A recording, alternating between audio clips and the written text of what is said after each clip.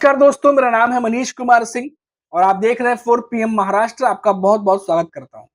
दोस्तों, एनडीए गठबंधन में एक सवाल है जिसको लेके सस्पेंस अभी तक बरकरार है और वो है कि सीएम फेस का चेहरा कौन होने जा रहा है। अब इसको लेके ताजा अपडेट ये है कि शरद पवार और कांग्रेस की तरफ से ये कह दिया गया है कि जो सीएम फेस है वो हमें चुनाव के बाद तय करना चाहिए।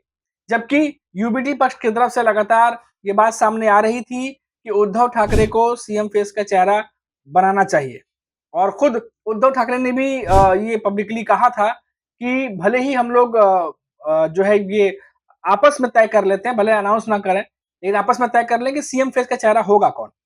और एक कार्यक्रम में संबोधन के दौरान ये भी कहा था कि अगर शरद पवार की एनसीपी और कांग्रेस की तरफ से भी कोई चेहरा है जो सीएम फेस का है, तो वो सामने रखें और उसको समर्थन देंगे उद्धव ठाकरे, ये भी बात उन्होंने कही थी। अब इसमें ताजा अपडेट ये है कि शरद पवार ने कहा कुछ दिनों पहले ही अभी उन्होंने कहा है, कल परसों में बयान आया है उनका कि जो सीएम फेस का चेहरा है, वो चुनाव के बाद भी हम तय कर सकते हैं, लेकिन अभी जो सबसे मेन काम है एनडीए का वो ये है कि जो मौजूदा भ्रष्ट सरकार है उसको हटाना है। ये बात शरद पवार कहते दिखे।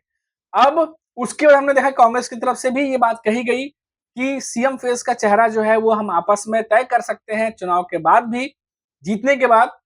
लेकिन अभी जो सीट शेयरिंग है और जो चुनाव है उसको जीतना जरूरी है।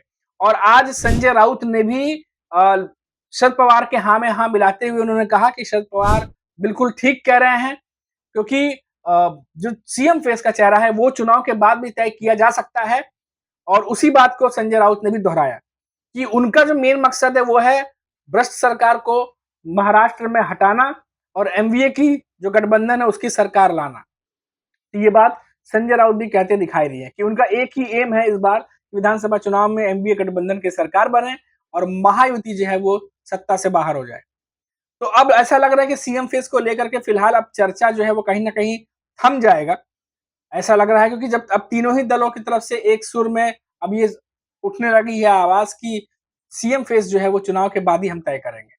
क्योंकि आप देखिए महायुति की तरफ से भी सीट शेयरिंग को लेकर खबर आ रही है, लेकिन सीएम फेस को लेकर के अभी तक कुछ भी बात सामने नहीं आई है और ना ही कोई सुगबुगाहट है। हालांकि इतना जरूर है कि क्योंकि सीएम एकनाथ शिंदे हैं तो उनके चेहरे पर अभी फिलहाल वो लोग महायुति जो है वो आगे बढ़ेगी। करंट अभी मौजूदा समय में वो सीएम है एकनाथ शिंदे, लेकिन चुनाव के बाद कौन सीएम होगा इसको लेकर के एनडीए गठबंधन की तरफ से कुछ भी कहा नहीं जा रहा है। और वहीं एमवीए की तरफ से, क्योंकि साल 2019 में उद्धव ठाकरे जो है वो सीएम थे और कांग्रेस और एनसीपी के समर्थन से उन्होंने सरकार जो है वो अपनी बनाई थी और वो सीएम रह चुके हैं। और इसी बेसिस पे जो यूबीडी पक्ष है वो चाहते हैं कि इस बार भी, क्योंकि वो सीएम रह चुके हैं, तो इस बार भी वो सीएम फेस का जो उम्मीदवार है, जो चेहरा है, वो बने उद्धव ठाकरे।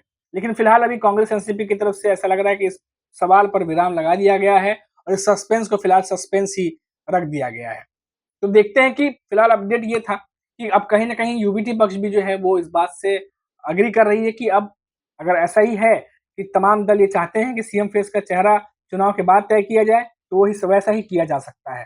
तो जो सबसे बड़ा सवाल और सस्पेंस महाराष्ट्र की राजनीति में घूम रहा था वो कहीं ना कहीं अब थमता दिखाई दे रहा है। तो दोस्तों अभी के लिए फिलहाल इतना ही, फिर लौटेंगे तो बात करेंगे महाराष्ट्र की किसी बड़ी खबर पर। तब तक आप देखते रहिए 4 पीएम महाराष्ट्र और मुझे इजाजत दीजिए। नमस्कार।